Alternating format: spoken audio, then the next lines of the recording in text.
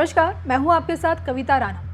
गलवान घाटी में चीन का कब्जा करने की रणनीति और भारत का चीन को मुंहतोड़ जवाब और अब औंधे मुंह चीन का गिरना शी जिनपिंग की गाल पर करारा तमाचा है। और उसी करारे तमाचे से तिलमिलाए चीन के राष्ट्रपति गाल सहलाते यूरोप के देशों से मिन्नतें मांग रहे हैं और कह रहे हैं कि चीन की इज्जत बचा लीजिए।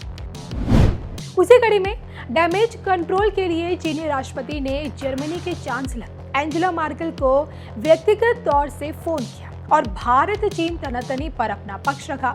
इसके साथ ही साथ चीनी राष्ट्रपति ने यूरोपीय यूनियन के नेताओं को भी फोन किया और पक्ष रखा, लेकिन चीन को कोई बातचीत से फायदा नहीं मिला। जर्मनी और यूरोपीय के नेताओं ने साफ तौर से चीन को ये समझा दिया है कि अब चालाकी नहीं चलेगी और चीन को यूरोपीय बाजारों से फायदा नहीं मिलेगा। इसके साथ ही साथ यूरोप और जर्मनी अमेरिका और चीन के पछड़े में नहीं पड़ेगा। लेकिन वहीं चीनी मीडिया जो चीनी सरकार के कब्जे में है, उसने चीन और जर्मनी की वार्ता को काफी सराहा है और तारीफ के पुल भी बांध रहा है। लेकिन यूरोपीय यूनियन चीन से हांगकांग मुद्दे पर काफी पहले से नाराज है और उसी बीच चीन का ये कहना कि यूरोप से बातचीत सफल रही है, तो इससे बड़ा झूठ क्या हो सकता है। अब हम आपको ये बताने की कोशिश करते हैं कि आखिर चीन इतना शक्तिशाली है तो वो जर्मनी और यूरोपीय यूनियन के सामने क्यों गिड़गिड़ाया।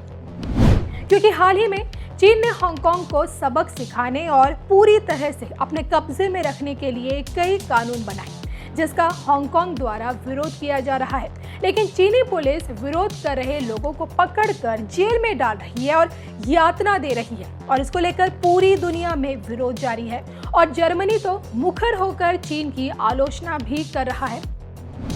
और इसी बात को लेकर सामरिक मामलों के जानकार कह रहे हैं कि चीन को इसी बात से काफी तकलीफ है, क्योंकि जब कुछ दिनों पहले चीनी विदेश मंत्री जर्मनी के दौरे पर थे और उसी के साथ चेक रिपब्लिक की राजधानी प्राग के मेयर ताइवान के दौरे पर थे और उसी को लेकर बर्लिन में चीनी विदेश मंत्री ने चेक रिपब्लिक को इसका खामियाजा भुगतना होगा।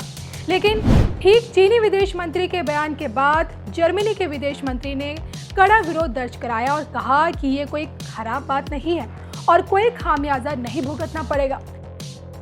तो अब समझ सकते हैं क्यों उल्टी गंगा के बहाने से चीन परेशान है और क्यों चीनी राष्ट्रपति फोन कर रहे हैं, लेकिन फोन का भी फायदा उन्हें नहीं मिल रहा और इसी वजह से चीन काफी परेशान है और हताश है। अब देखना होगा कि आगे क्या होता है।